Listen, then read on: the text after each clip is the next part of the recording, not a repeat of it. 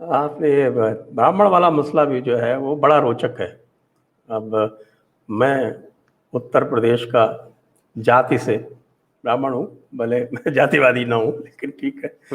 जाति में ब्राह्मण है, और उत्तर प्रदेश में कान्यकुब्ज ब्राह्मणों की बड़ी हैसियत है, विशेषकर मध्य उत्तर प्रदेश में, उसी समुदाय से हूँ। तो जब ये सब बातें होने लगी तो मैंने भी फिर अपने तंत्र से पूरे सबसे पूछा, तो जिस किसी को भी कहा कि साहब कि ब्राह्मण योगी जी के विरुद्ध है क्या, वो मेरे ऊपर हंसता था कि साहब आप तो समझदार हो, आप ऐसी बातें कैसे कर रहे हो कि ब्राह्मण कभी महाराज जी के विरुद्ध जा सकता है क्या? कोई भी चला जाए, ठाकुर भी चला जाए, ब्राह्मण योगी जी के महाराज जी के विरुद्ध चला जाएगा क्या? तो अब चूंकि वो मेरे ऊपर लम्मा लगा लेते थे कि भाई आप समझदार हो, तो निश्चित रूप से मुझे चुप रह जाना पड़ता था, क्योंकि राजनीतिक विश्लेषक कुछ और कह रहे थे। लेकिन उसके बाद जो प्रयास हुए वो इतने नायाब हैं। मैं बता दूं आपको, ये अरविंद कुमार शर्मा, आप तो बिहार से हो, आप वहां जानते हो कि एक भले दिल्ली वाले जो हैं वो अंतर न समझे, लेकिन बिहार और उत्तर प्रदेश में तो भूमिहार ब्राह्मण का अंतर सब समझते हैं। और अरविंद कुमार शर्मा भूमिहार हैं, सब उनके पिताजी का नाम जानते हैं, सब उनकी पत्री जानते हैं, सब उनकी पंचांग जानते हैं। तो आप किसको मूर्ख बनाने की कोशिश कर रहे हो कि साहब ब्राह्मण वोट साधने के लिए हमने अरविंद कुमार शर्मा को भेज दिया? अरे तुमको भेजना था संजय दीक्षित को भेजते तो लोग मान भी लेते, लेकिन खैर हम तो कहीं कुछ लगते नहीं। आप भेज दिया अरविंद कुमार शर्मा, वहां हंस रहे हैं लोग कि ये किसको, ये मोदी जी और अमित शाह जी किसको मूर्ख बनाने की कोशिश कर रहे हैं। फिर जब वो फेल हो गया मामला, अब योगी जी अड़ गए या जो कुछ भी हुआ, अरविंद शर्मा का नहीं हुआ जो मामला है, अब लाए हैं जितिन प्रसाद जी को। तो अब जितिन प्रसाद जी का मैं आपको उनकी पत्री पढ़ देता हूँ। वो धौरहरा से लड़ते हैं। धौरहरा मेरे जिले में लगता है, मेरा जिला लखीमपुर खीरी है। तो लखीमपुर खीरी की एक तहसील है धौरहरा। तो वो धौरहरा से लड़ते हैं। 2004-2009 में वो लोकसभा सांसद थे।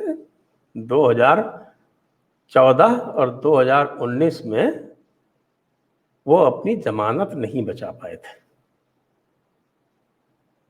खांटी ब्राह्मण नेता ब्राह्मण कॉन्स्टिट्यूएंसी से अपनी जमानत नहीं बचा पाए थे। सुनिए, बीच में 2017 में जब समाजवादी पार्टी से गठबंधन हुआ कांग्रेस का, तो वो तिलहर, एक मूलतः शाहजहांपुर के हैं, मैं शाहजहांपुर में, लखीमपुर मेरा जिला है, शाहजहांपुर से मैंने 10वीं की है और सीतापुर से मैंने 12वीं की है। धौरहरा कॉन्स्टिट्यूएंसी के 4 कॉन्स्टिट्यूएंसी लखीमपुर में लगती है, एक सीतापुर में लगती है, हर गाँव। और 4 हैं आपके धौरहरा, कस्ता, मोहली और मोहम्मदी, ये लगती है लखीमपुर में। तो मूलतः शाहजहांपुर से, पहला चुनाव 2004 का शाहजहांपुर से जीते थे, फिर बाद में डिलिमिटेशन हो गया, शाहजहांपुर रिजर्व हो गई, तो ये बगल में धौरहरा नई कॉन्स्टिट्यूएंसी बनी, इसमें आ गए वो। इसके मोहम्मदी और मोहली, ये 2 जो असेंबली कॉन्स्टिट्यूंसी है, ये शाहजहांपुर की सीमा से लगती। 2017 में शाहजहांपुर जिले में तिलहर कॉन्स्टिट्यूंसी है, जिसमें यादवों की अच्छी संख्या है, और 2.5 लाख वोटर में से यादव, ब्राह्मण और मुस्लिम ये मिलके लगभग 1.5 लाख वहां पर होते हैं। तो ये बिल्कुल सेफ कॉन्स्टिट्यूंसी जितिन प्रसाद जी ने जाके लड़ी, और वहां भी चुनाव हार गए बीजेपी से। तो ये कितना बड़ा ब्राह्मण कार्ड इन्होंने खेला, मेरी तो समझ में नहीं आया। क्योंकि जितिन प्रसाद जी यद्यपि धौरहरा से लड़ते हैं, लखीमपुर जिले में है, लेकिन आप लखीमपुर शहर में, जो कि जिले का हेडक्वार्टर है, हालांकि धौरहरा कॉन्स्टिट्यूंसी में नहीं है, वो कॉन्स्टिट्यूंसी अलग है। आप लखीमपुर हेडक्वार्टर पर जाके पूछ लीजिए जितिन प्रसाद जी के बारे में, मैं आपको गारंटी दे सकता हूँ, और 5% से ज़्यादा लोग यदि उनके बारे में बता दें आपको, तो थोड़ा बहुत पॉलिटिक्स में रमे बसे होंगे, वो बता सकते हैं। तो कितना बड़ा ब्राह्मण कार्ड, कितना बड़ा ब्राह्मण नेता ये ले आए हैं, ये मेरी समझ में नहीं आ रहा। तो मुझे निश्चित रूप से लग रहा है कि इनका तो बस एक ही उद्देश्य है कि किसी तरह से योगी जी को कट डाउन टू साइज करो, क्योंकि वो एक ऐसा चेहरा है जो भविष्य में कभी चुनौती दे सकता है। चुनौती दे सकता नहीं, चुनौती दे रहा है सर। मतलब हम और आप सब जानते हैं सोशल मीडिया पे आप अभी हम लोग बात कर रहे हैं और कमेंट का सेक्शन अगर आप खोल देंगे तो आपको योगी जी नेक्स्ट पीएम ये आपको नॉर्मल कमेंट दिख जाएगा। और ये कमेंट आपको एक जगह नहीं दिखता है, इर्रिस्पेक्टिव ऑफ द प्लेटफॉर्म। आप ट्विटर पे चले जाइए, आप इंस्टाग्राम पे चले जाइए, आप टेलीग्राम पे चले जाइए, फेसबुक पे रहिए, हर जगह आम जनमानस। और ये नहीं कि संजय दीक्षित जी का जो व्यूअरशिप है वही ये कह रहा है, अजीत पाती का ये नहीं नहीं नहीं, ये normally across the non left के जो भी वीडियो जर्नलिस्ट हैं, यूट्यूबर्स हैं, इनके सब के स्ट्रीम में आपको इस तरह की चीज मिलेगी। तो आप जो करें नियर फ्यूचर में चैलेंज करेगा, वो नियर फ्यूचर इज नाउ।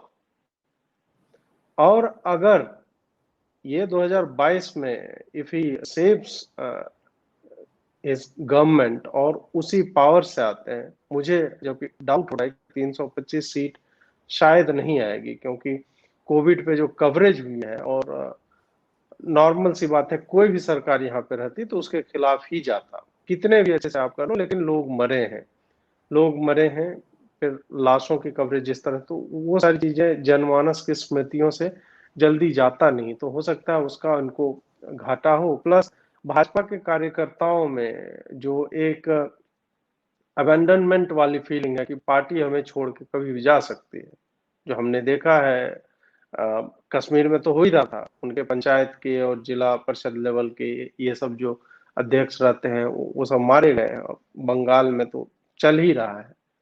और जब लोग देखते हैं, लोग अब उब गए हैं कि संबित पात्रा क्यों रो रहा है भाई कि हमारे कार्यकर्ता मार दिए। भाई तुम सत्ता में हो, डू समथिंग अबाउट इट।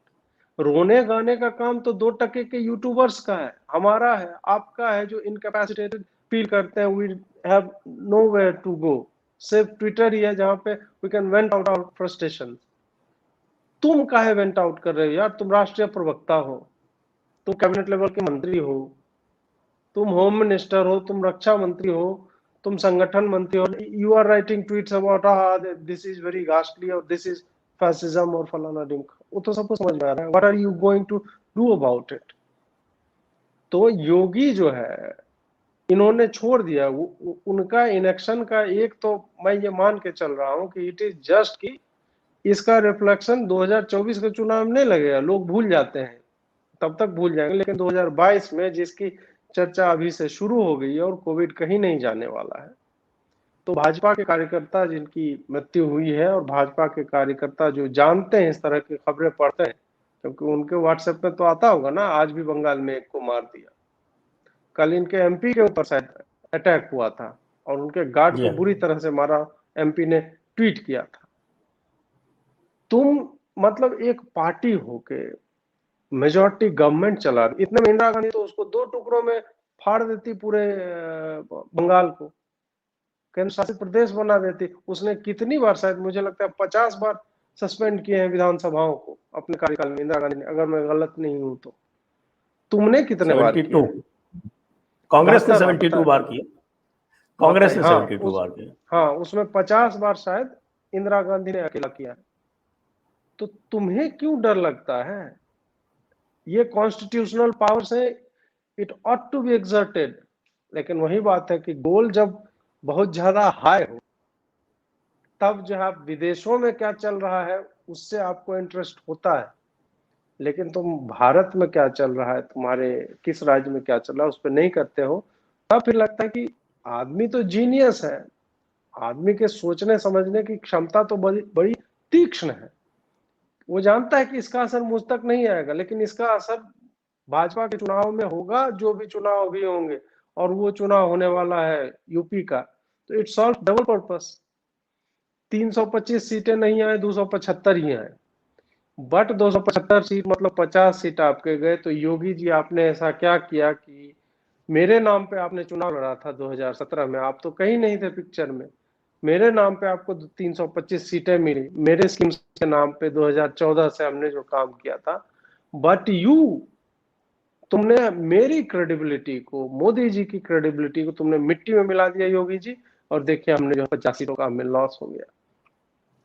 इस तरह की चीजें हैं, और वही आप जो कर रहे थे कट टू साइज, तो वही है इनको दिखाने की।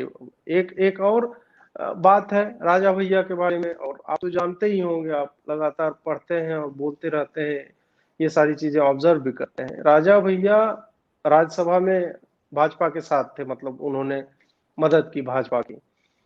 तो योगी जी जो है प्रपोजल लेके गए कि वो हमारा एक उस पूरे एरिया का तो बहुत बड़ा, मतलब ठाकुरों का कोई खुल्लम खुल्ला नेता है बढ़िया तो वही है, और वो अकेला नेता तो है नहीं, वो 10-12 एमएलए तो ऐसे भी, मतलब वो जिसको बोल देता है खड़ा होने वो जीतता है उसके प्रभाव से। और उसकी पब्लिक इंटरेक्शन इतनी बढ़िया है। वो ठीक है, लोग जो है गुंडा है फलाना है, तो गुंडा तो कौन नहीं है, हम सब जानते हैं। मैं उसके गुंडई को डिफेंड नहीं कर रहा हूँ, मैं जस्ट प्योरली नंबर के बेसिस पे कह रहा हूँ कि वो राजपूतों का नेता है। तो उसको जब इंडक्ट करने की बात हो रही तो तुम नहीं नहीं नहीं यार वो माफिया है, डॉन है, उसके साथ मतलब हम करेंगे तो हमारी छवि खराब। मुकुल राय कौन सा बढ़िया आदमी था, शुभेंदु अधिकारी कौन सा बढ़िया आदमी है।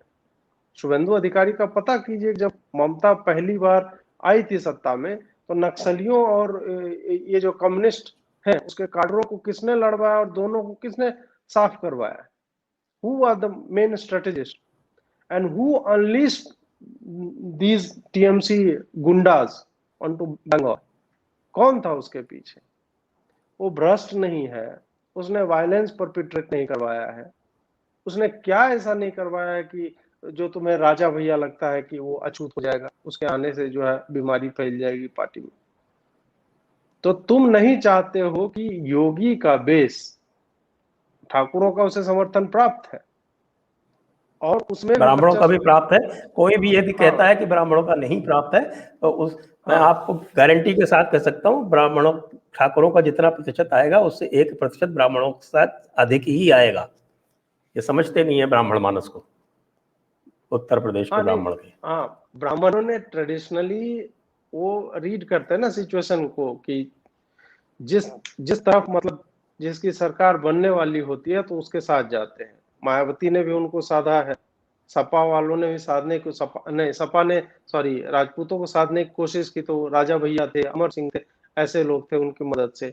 और इस बार जो है योगी जी के साथ है। लेकिन मैं वही कह रहा हूं कि ब्राह्मणों को अगर तुम 8-8 मंत्रालय दोनों को मिले, तो ब्राह्मणों को और ठाकुरों को जब पहली बार बना था और उसके बाद फिर बाद में जो थोड़ा ऊपर नीचे हुआ है, और फिर कुछ इंसिडेंट्स ऐसे हुए जो लोगों के मन में है, लोग सभाएं करने लगे थे बीच बीच में कि ये क्या हो रहा है, खास करके विकास दुबे वाला जो मसला था उसके बाद।